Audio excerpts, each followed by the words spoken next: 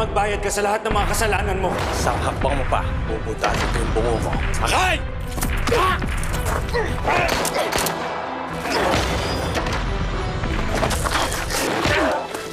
Mga inutal! Olivia! Yan mo na ako nang makaganti ka naman. Ako nagpapatay sa anak mo. Namatay ang anak mo na may galit sa'yo. Handa ako magsakripisyo lahat para sa'yo. Pero sarili ko naman yung pipiliin ko ngayon. Pag wala na ako sa tabi mo, mapipilitan kang harapin ang sarili mo. Huwag kang magmalaki, Minya. Dahil habang buhay, ganyan ka lang. Isang angel. Tinuring kitang pamilya ko. Pero ganyan lang pala kababa yung tingin mo sa akin. Salamat sa pag-amin. Pinatay ko si Javier. Ito nangyari lahat ng trahedya. Namatay ang matali kong kaibigan, si Severino. Lahat ng taong hindi kailangan madamay. Nadamay. Maraming buhay na masisira. Hindi ko alam na maraming relasyon mabubuwag. Lahat ng to nangyari dahil sa'yo. Niloko mo kaming lahat. Hayop ka! Philip, tulong! Tandaan mo to! Sisirahin ko ang pangalan mo! Sisiguraduhin ko na magbubulong ka sa kulungan!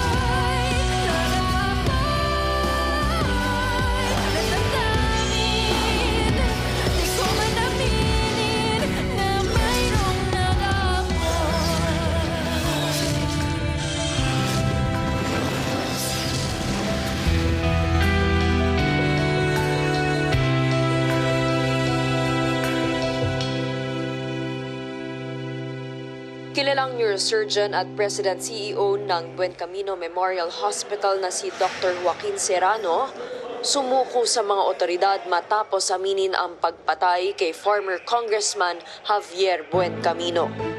Ayon kay Serrano, ang pagkamatay ng anak niyang si Sofia Serrano ang nagtulak sa kanya para akuin at pagbayaran ang krimeng ginawa.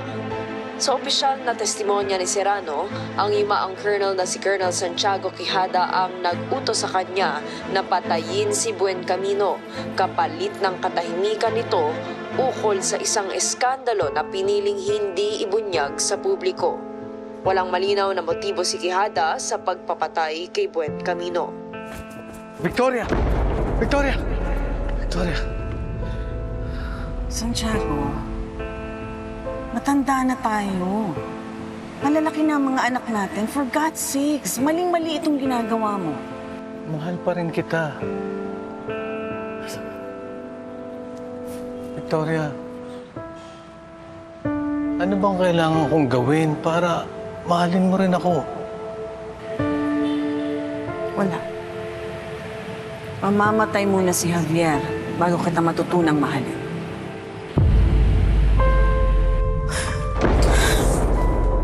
Pagbayarin mo ang hayop na Severino na yon. Sagasaan mo. Dok! Gawan mo ng paraan yung sitwasyon niya! Huli ka.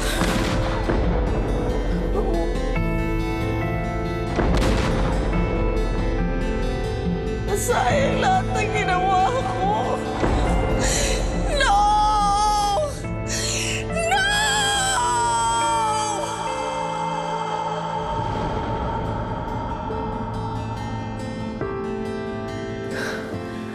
Alam niya yung hinala ko sa pagkamatay ni Dad. Dahil sa pagkamatay ni Javier Buencamino, tinutulungan niya pa ako hanapin yung pumatay. Paano niya nagawa yun?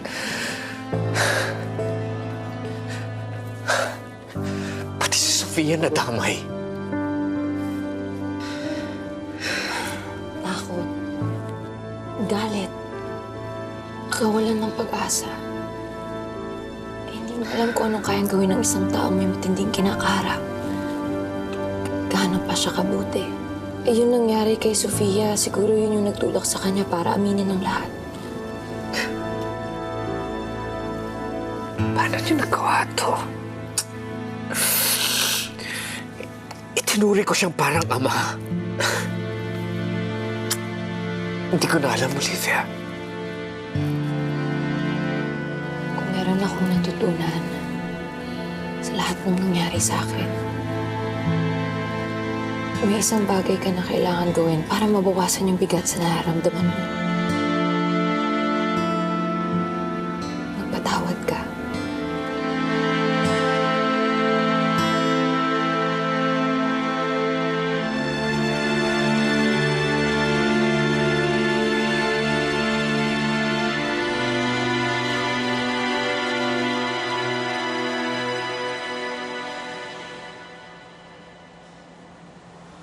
Dad,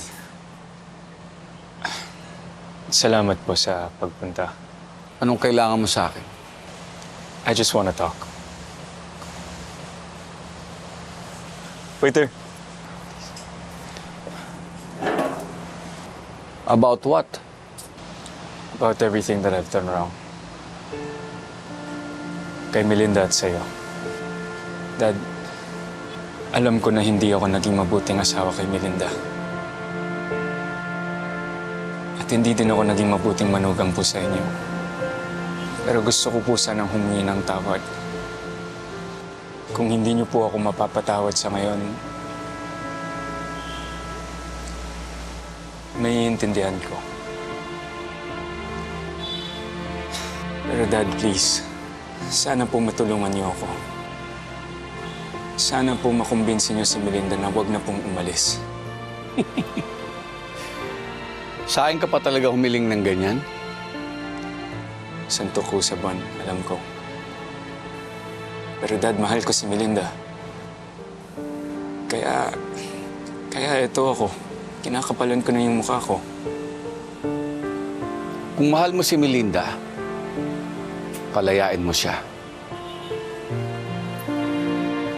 For once, hayaan mong gawin ng anak ko ang gusto niya. Hindi ang gusto mo.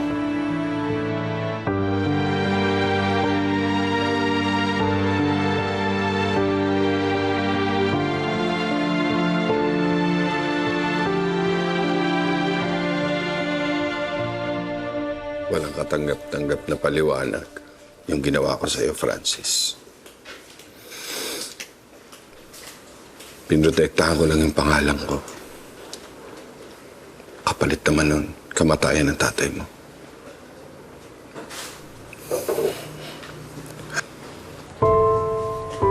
Ayoko magalit sa'yo.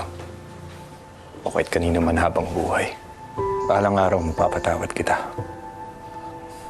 Pero sa ngayon, hindi. Hindi ako. Huwag mong sayangin yung pagkakataon mo na magbago dito sa loob.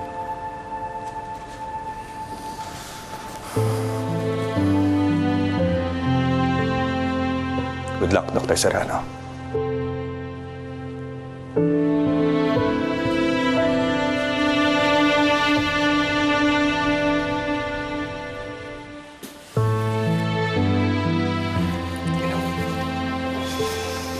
Philip.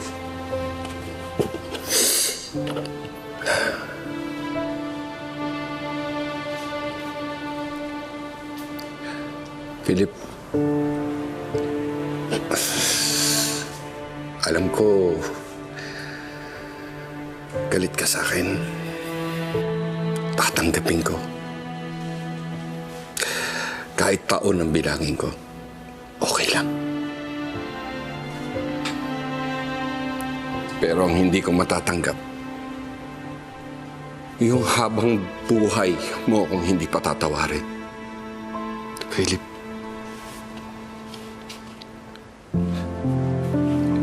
ikaw na lang ang pamilya ko eh.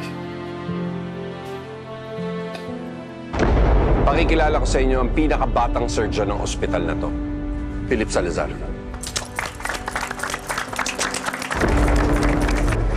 Nagpadala na ng listahan sa akin si Captain Malvar ng mga kulungan na may mga nakakulong na Pablo Tolentino.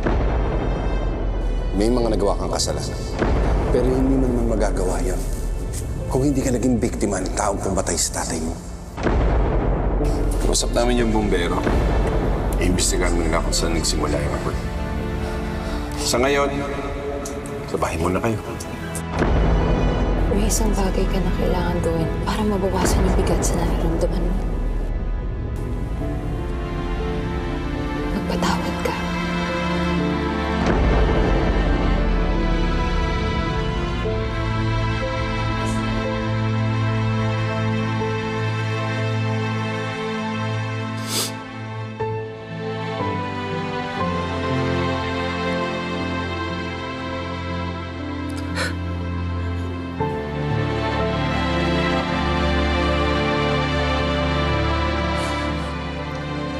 Salamat.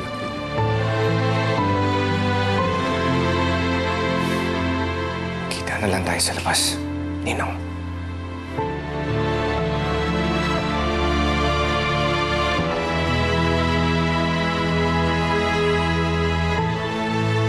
Na kita maabutan. I wanted to see you before you leave. Susunod ka naman magmanganganak na ka, diba? Kasado na. And I'll see you soon. I must admit, malungkot pa rin ako na aalis ka. Kayo ng baby natin. But maybe this is for the best. Thank you for understanding, Lucas. I really appreciate it. I better get going. Mahirap nang malate. Halika, hatid na kita sa gate mo.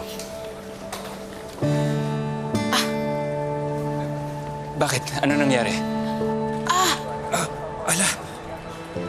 Lucas! Dali na kita sa ospital. Tara. Tara, ingat.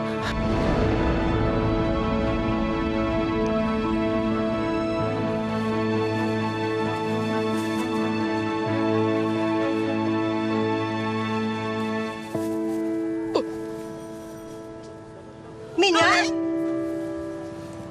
Sige, sa'yo na. Oh. Maglagnat ka ba? Wala, no? Kahit sinat lang? Luling, wala nga. Luling. Ano? Peace na tayo. Anong peace? Luling, aminado naman ako eh. Madami akong nasabi na masasakit, mga nagawang masama sa pamilya ninyo. Pero pwede ba, Luling? Past is past. Alam mo naman, kaya ako lang naman nagawa yun kasi nabulagan ako sa pagsunod dun sa maldita kong madam eh. Patawarin mo na ako, Luling. Peace na tayo. Wala ka na doon. Simple lang yan. Mabuti naman na wala ka na doon sa bruha mong madam. Alam mo, Mimir, huwag mo sana sayangin yung pagkakataon na gumawa ng mabuti. Ha? Simula ngayon. Ha? Oo nga. Promise, magpapakabait na ako talaga. Talaga? Talaga, promise nga. Oh.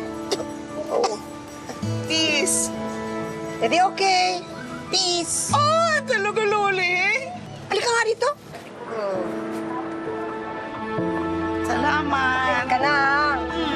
Peace na tayo, Loli. Peace.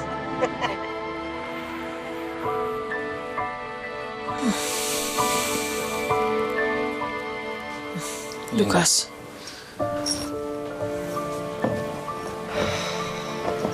Kamusta ang pakiramdam mo? I'm okay. Asan si Dad? May inasikaso lang siyang papers sa baba. The baby, how is she? Papunta na siya. Excited na ako makita siya. Parang mas excited nga siya. Aga niya lumabas.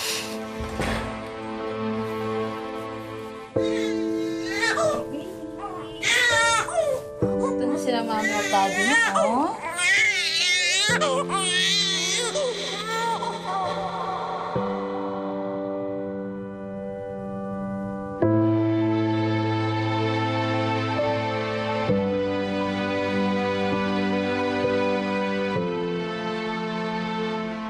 Hi, Emilia.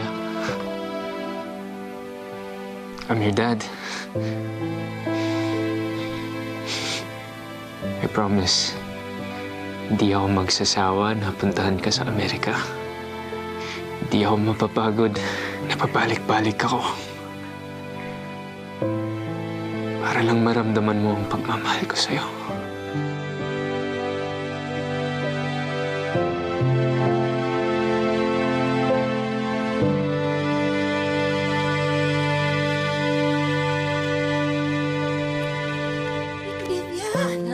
Halika. Ganda naman ito dyan. Ay, sige po. Yan. Halika. Philip! Olivia! Olivia. Sorry. Tinatapos ko lang yung kinakain ko. Akala ko susunduin kita bago tayo pumunta ng sementeryo. Malapit lang kasi dito yung pinagbilhan ko ng mga bulaklak para sa papa mo, kaya dumiretso na ako dito kaysa magpasundo pa. Mahigit 2 taon na ang makalipas nang pumutok ang kontrobersyal na kaso ni former Congressman Javier Buencamino at Dr. Severino Salazar. Matatandaan na naharap sa kasong medical malpractice si Salazar at nabansagang killer doctor. Ngunit kamakailan lang, sumuko sa otoridad ang tunay na dahilan ng pagkamatay ni Buencamino, si Joaquin Serrano. Dahil sa pag-amin ni Serrano, minarapat kong humarap sa inyong lahat ngayon at humingi ng formal na tawad. Partikular kay Dr. Philip Salazar para sa nasabing bansag sa yumaang doktor at tatay nito. Paalala sa lahat ng mga mamamahayag na nanonood, naway isabuhay natin ang pagbabalita ng tama, totoo, at walang pinapanigan. Muli ito po si Sabrina Dominguez, nag-uulat.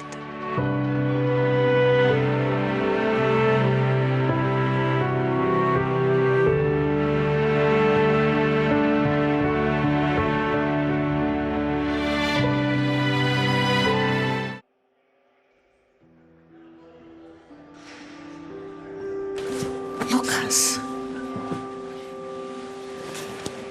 I've missed you, son. I knew you'd come to your senses. So what's the plan? Paano mo ako ilalabas dito?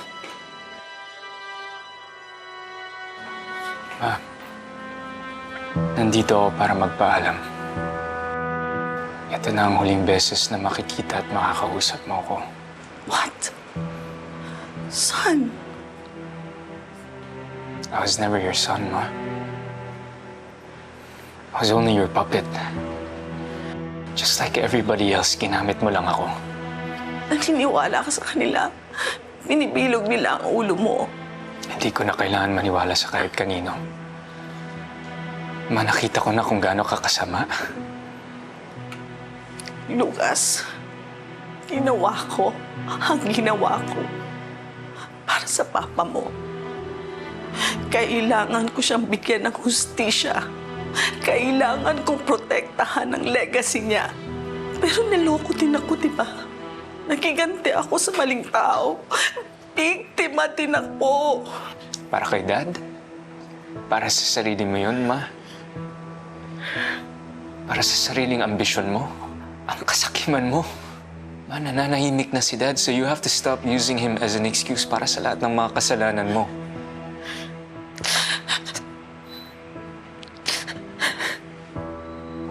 Sa lahat ng buhay na sinira mo, including mine.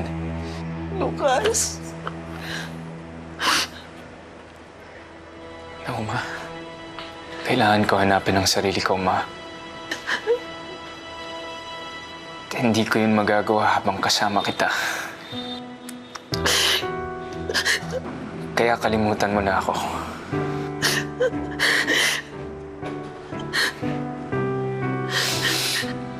Dahil hindi mo na ako makikita. Simula ngayon,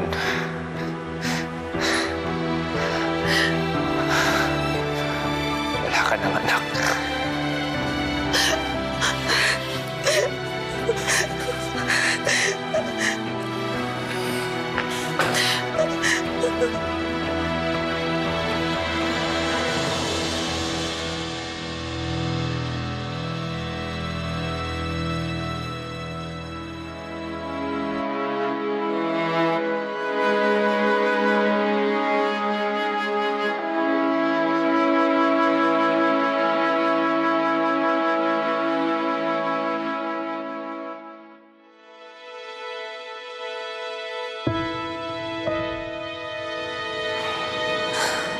Olivia?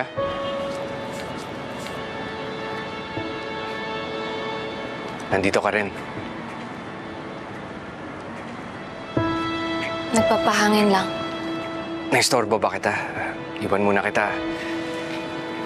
Natuto na ako na maghanap ng katahimikan. Pagkatapos ng lahat ng ingay sa ospital na to. Yung pagkamatay ni Javier Buencamino, ni Jenny, ni Elias, pagsasara ng charity ward, yung gang ni Di Mayuga. Sa kabila ng lahat ng yun, nandito pa rin tayo.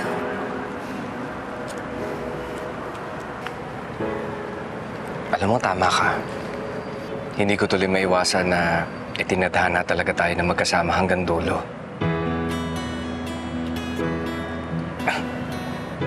Ibig ko sabihin, partners tayo kasi, di ba? Pareho natin pinapatakbo yung ospital.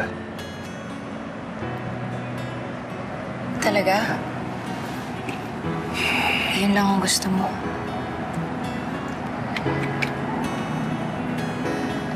Nagsimula tayo na ako si Claire. At ikaw ang asawa ko. Kasinungalingan. Ang lahat ng alam ko tungkol sa sarili ko ay hindi totoo. Pero sa mga panahong magkasama tayo, dalawang bagay ang alam kong totoo. Ang pagmamahal mo sa akin at ang pagmamahal ko sa'yo.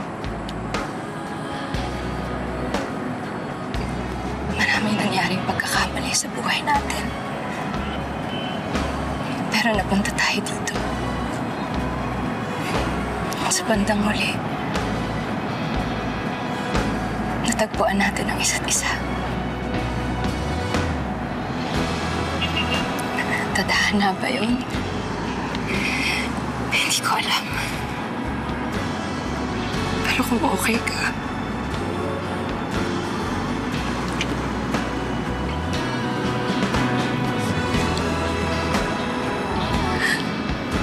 gusto kitang makasama. Hanggang sa dulo.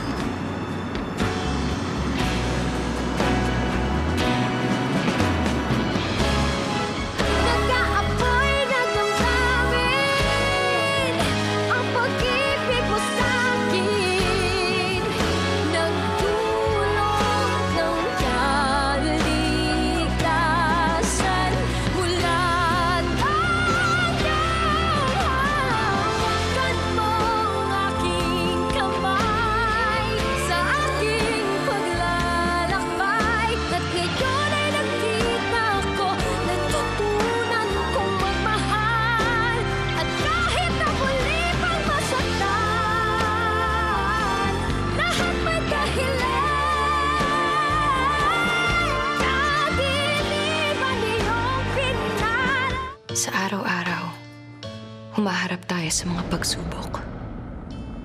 At kung paano natin hinaharap ang mga pagsubok na ito, doon natin nakikilala ang ating sarili. Doon mo nalalaman kung duwag ka ba o matapang. Kung titiklop ka ba o lalaban. Doon mo matutuklasan kung kaya mo bang gumawa ng masama o piliin na maging mabuting tao. desisyong gagawin natin pwedeng may epekto sa iba.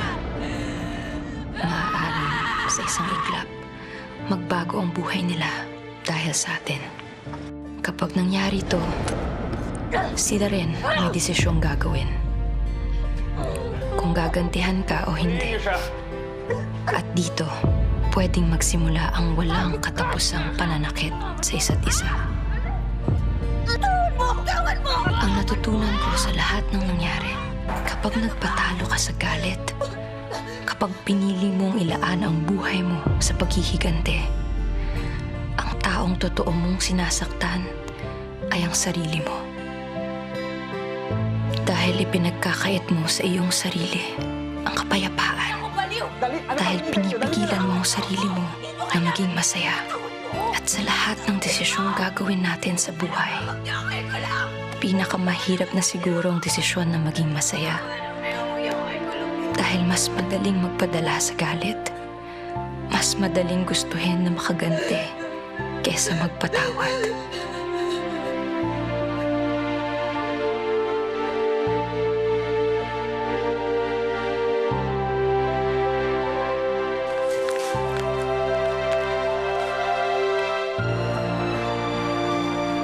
Kapag pinalaya mong sarili mo sa galit,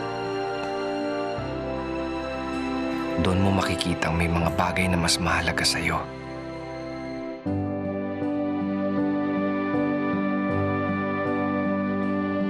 Doon mo maaamin ang iyong pagkakamali at sikapin itong pagbayaran.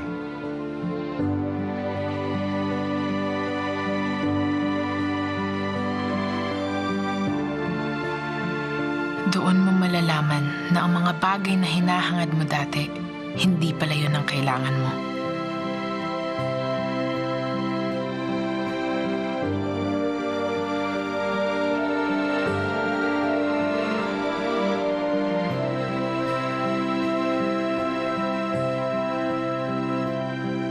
Doon mo mahahanap ang kapayapaan.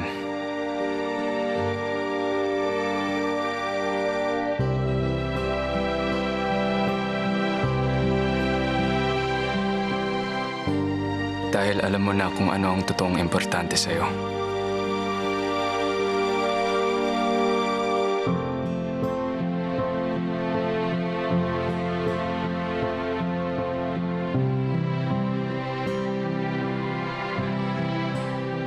Doon mo makikita kung tama ba ang pinaglalaban mo.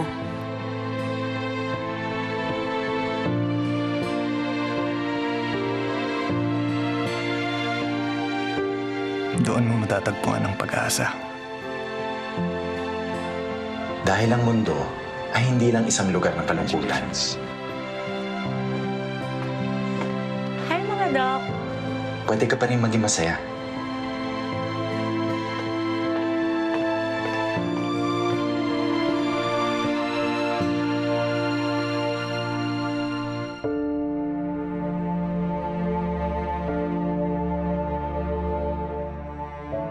Oo, Atchay. Pero isang malayang Atchay. Malaya mula sa'yo. Simula ngayon,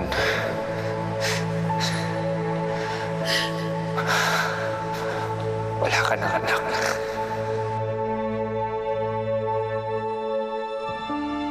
Habang may pag-asa, hindi ka kailanman lalamunin ng kadiliman. Maiksi lang ang buhay. Ayokong piliin ang kadiliman na dala ng puot at galit. Pinipili kong maging masaya. Pinipili ko ang liwanag mula sa buhay na puno ng pag-asa. At nag-aapoy na damdamin ng pagmamahal.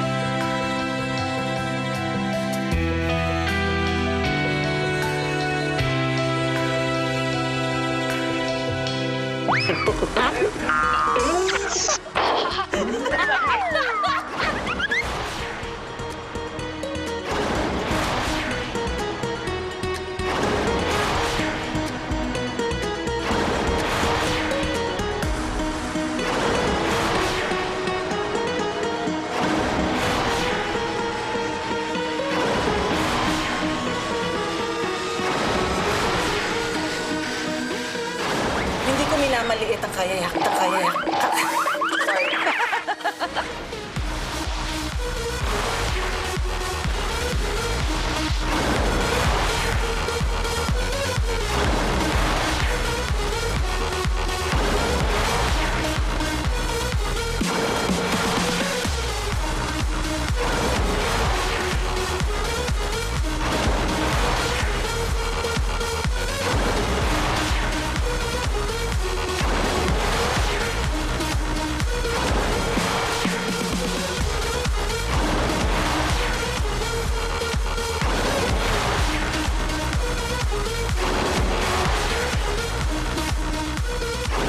Ayusin ang pagkaka-edit ng video. Sirog ko. Kaya niyo yan.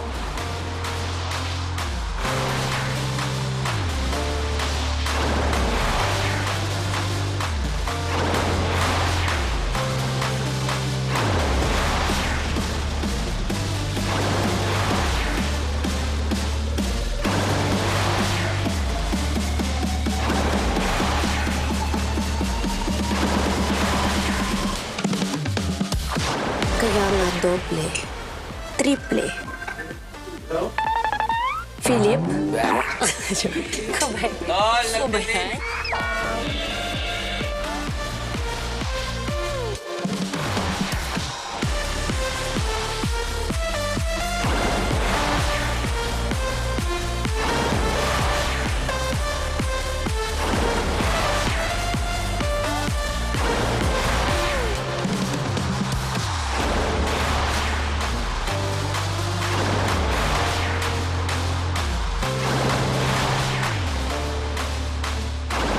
Are you always serious? Ay, sorry. sorry.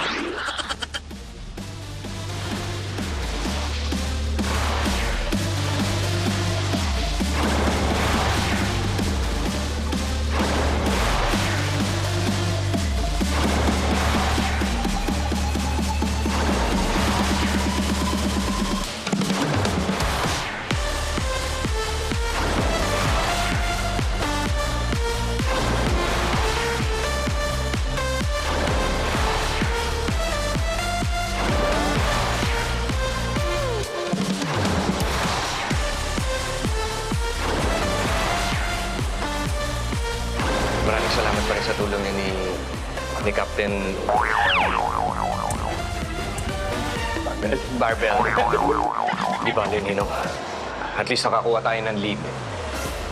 Salamat pa rin sa tulong niya ni Captain Marvel. Madam!